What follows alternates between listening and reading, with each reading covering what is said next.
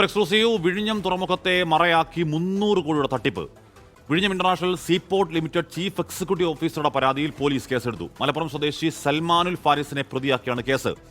സാമ്പത്തിക ലാഭത്തിനായി വ്യാജരേഖ ഉണ്ടാക്കിയെന്നാണ് എഫ്ഐആർ. ഷഫീദ് റാവുത്തർ വാർത്തയോട് ഒരുങ്ങുമ്പോൾ ചെയ്തു. ഷഫീദ്, ഇതിനോടകം 300 കോടിയുടെ തട്ടിപ്പ് നടന്നു കഴിഞ്ഞെന്നാണോ, തട്ടിപ്പിനുള്ള നീക്കമെന്നാണോ?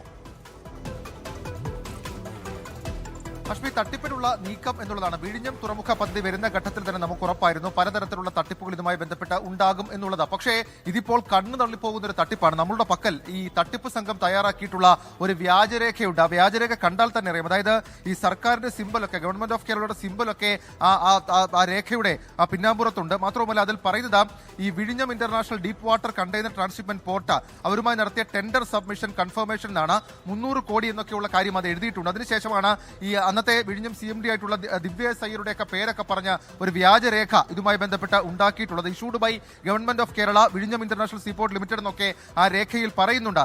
അതിൽ പറയുന്നത് ഫ്രം എന്നുള്ളൊരു കാര്യത്തിൽ പറയുന്നുണ്ട് Faisal bin Ahmed CEO, Rayan bin Ahmed crown flow and അവരുടെ ഗ്രൂപ്പ്, അതൊരു വ്യാജ ഗ്രൂപ്പാണ്, ആ മക്തൂം ഗ്രൂപ്പ് എന്നാണ് പറയുന്നത്. ഏതായാലും ആ രീതിയിൽ 300 കോടി രൂപ വിഴിഞ്ഞം തുറമുഖ പദ്ധതിയുടെ പേരിൽ തട്ടിയെടുക്കാൻ നീക്കം നടത്തുന്നു എന്ന് ചൂണ്ടിക്കാണിച്ചുകൊണ്ട് ഇപ്പോൾ തമ്പാനൂർ പോലീസ് ഒരു കേസെടുത്തിട്ടുണ്ട്.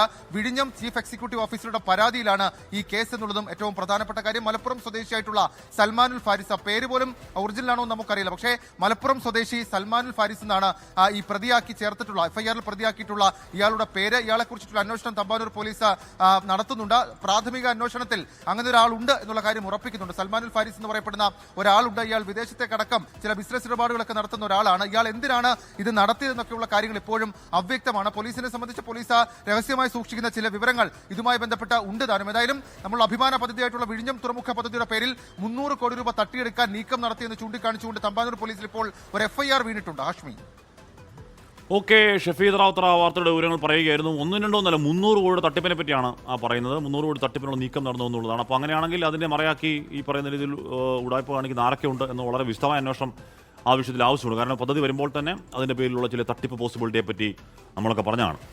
പ്രിയപ്പെട്ടവർ, സുജേഷ് തങ്ങാടി ചോദിക്കുന്നു, പുറത്ത് മഴയുണ്ടോ ചോദിക്കുന്നു. പുറത്ത് രാവിലെ അത്യാവശ്യം മഴയുണ്ടായിരുന്നു. ഇപ്പം ചെറുതായിട്ട് ആ മഴയൊന്ന് തോർന്ന് കുറച്ച് വെയിൽ വരുന്നുണ്ട്. എവിടെയെങ്കിലും മഴയുണ്ടെങ്കിൽ പ്രിയപ്പെട്ട പ്രേക്ഷകർ പറയണം. അപ്പോൾ നമ്മൾ PMCയിൽ അനുകൂലിച്ചും പ്രതികൂലിച്ചും ഒക്കെ റോസ്റ്റ് പറയുന്നുണ്ട്. അന്നത്തെ ധനകാര്യമന്ത്രി ബാലഗോപാലിന് ചോദിക്കണം പണം കൈപ്പറ്റിയില്ലോ എന്നുള്ളായിരുന്നു എന്ന് പറയുകയാണ്.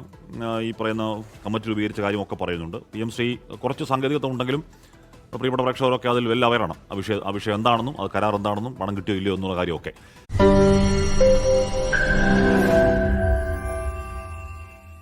ലോകത്തെവിടെയായാലും ഏത് സമയത്തും 24 വാർത്തകളും ഓഗ്മെന്റഡ് റിയാലിറ്റി പാക്കേജുകളും എക്സ്പ്ലെയിനറുകളും വിശദമായി കാണാൻ ഞങ്ങളുടെ YouTube ചാനൽ നിങ്ങൾക്ക് സബ്സ്ക്രൈബ് ചെയ്യാം.